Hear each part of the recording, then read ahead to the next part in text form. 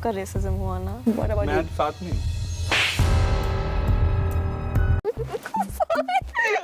Afza is in the room. हमें ही नहीं बल्कि पूरी दुनिया को पता है कि स्टार किड को प्रिविलेज मिलता है कि बिना ऑडिशन दिए ही मूवीज पाना and back to back movies flop होने के बाद भी बॉलीवुड में टिके रहना। बट पिछले कुछ सालों में जानवी कपूर, अनन्या पांडे, शनाया कपूर, खुशी कपूर एंड सुहाना खान जैसे कुछ स्टार किड लॉन्च हुए हैं।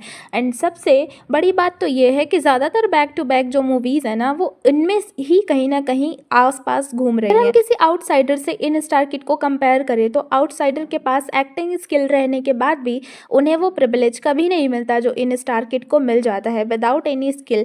एंड सबसे बड़ी बात यह है कि जिसकी वजह से स्टार किड आउटसाइडर को ऐसे ट्रीट करते हैं ना जस्ट बिकॉज कि आउटसाइडर के पास कोई भी गॉडफादर नहीं होता जो उन्हें सपोर्ट करे बॉलीवुड में टिके रहने में, जो कि काफ़ी ज़्यादा वियर्ड है। अब आप इस बात को अपोजिट करके सोचो कि एक आउटसाइडर अगर स्टार किड को इस तरह से ट्रीट कर देना तो वो स्टार किड शायद बॉलीवुड में अपना करियर ही खो देगा। एंड ऐसे ही हम बात करने वाले हैं आज जानवी कपूर के बारे में जस्ट बिकॉज आज के टाइम पर वो सबसे ज़्यादा प्रिविलेज्ड स्टार किड हैं। अब मैंने मोस्ट प्रिविलेज स्टार किड क्यों बोला आपको ये पूरी वीडियो देखने के बाद पता चलेगा।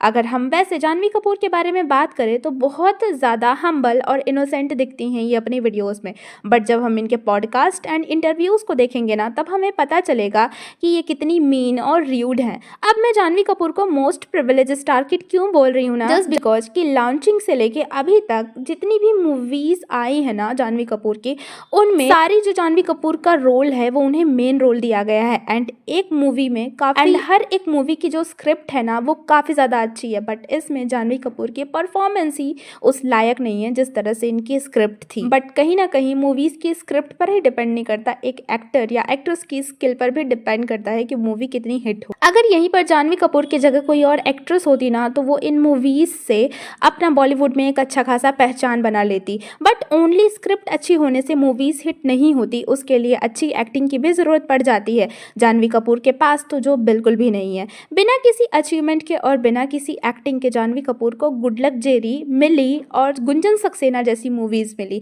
जिसमें अगर एक टैलेंटेड एक्ट्रेस होती ना तो मूवी शायद ब्लॉकबस्टर हो गई। अगर कोई भी फीमेल सेंट्रिक मूवीज बनती है ना तो फीमेल सेंट्रिक मूवीज का मतलब ही ऐसी मूवीज से होता है जिसमें लीड रोल एक फीमेल एक्ट्रेस का ही होता है, तो उसमें पूरी मूवी यूजुअली फीमेल पर ही डिपेंड हो जाती है। एंड जानवी कपूर को तो जो मूवीज मिली उनमें से मोस्ट ऑफ द जो मूवीज थी ना वो फीमेल सेंट्रिक मूवीज थी जस्ट बिकॉज जानवी कपूर की एक्टिंग उतनी अच्छी नहीं थी जिसकी वजह से सारी मूवीज फेमस नहीं हुई। आज के टाइम पर हम बॉलीवुड के कुछ मूवीज के बारे में बात करें जैसे कि सलमान खान की मूवी या शाहरुख खान की मूवी या आमिर खान की मूवी, तो अपनी मिडिल एज यानी कि 50 या 60 में होने के बाद भी ये लोग अपने मूवीज में इतना अच्छा एक्टिंग करते हैं और इन्हें लोग इसलिए ज़्यादा पसंद करते हैं क्योंकि हमारे इंडिया में मेल सेंट्रिक मूवीज़ ज़्यादा चलती है एंड फीमेल सेंट्रिक मूवीज़ का अभी हमारे इंडिया में क्रेज़ कम है। तो वैसे भी हमारे इंडियंस जो हैं वो फीमेल सेंट्रिक मूवीज़ को एक्सेप्ट करने के लिए तैयार नहीं है, बट उसके बाद भी अगर फीमेल सेंट्रिक मूवी में फीमेल की एक्टिंग ही अच्छी ना हो तो सोचो क्या उस मूवी को कभी कोई एक्सेप्ट करेगा? Answer is no. Sridevi, Rani Mukherjee, Vidya Balan जैसी बहुत सारी ऐसी फीमेल एक्ट्रेसेस हैं जिन्होंने काफ़ी अच्छी फीमेल सेंट्रिक मूवी बनाई है एंड वो काफ़ी ब्लॉकबस्टर भी गई है क्योंकि ऑब्वियसली मूवी की स्क्रिप्ट के साथ साथ उनकी एक्टिंग भी काफ़ी अच्छी होती है। तो इसका मतलब female centric movies is not a cup of tea. Even last time Jigra Alia Bhatt की जो फीमेल सेंट्रिक मूवीज़ आई थी उसमें आलिया भट्ट भी ना पिट गई थी, मतलब जिगरा भी फ्लॉप हो गई थी। पर ऐसे में जानवी जैसी एक्ट्रेस जिनका 6 साल के बॉलीवुड करियर में बस एक मूवी सक्सेस मिली, वो भी उनकी लॉन्चिंग मूवी थी, तो ऐसी लोग भला फीमेल सेंट्रिक मूवीज़ को कैसे कर सकती हैं? अब आपको पता चल गया होगा कि मैंने क्यों कहा था कि जानवी कपूर एक प्रिविलेज स्टार किड हैं। तो अब बात कर लेते हैं कि क्या जानवी कपूर एक्चुअली में र्यूड एंड मीन है जो कि बॉलीवुड के आउटसाइडर को आउटसाइडर की तरह ही ट्रीट करती हैं।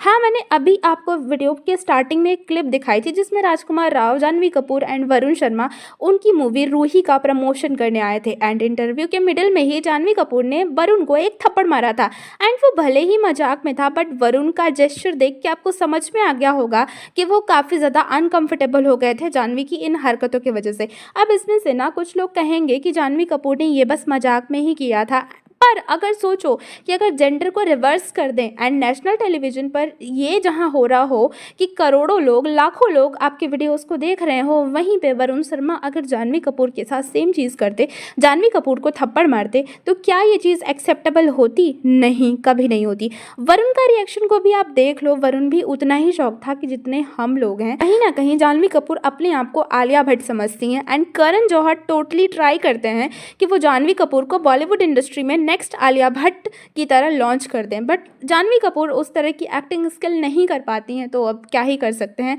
So that's all about today's video. Let's see in the comments कि आपको वीडियो कैसी लगी and see you in next video.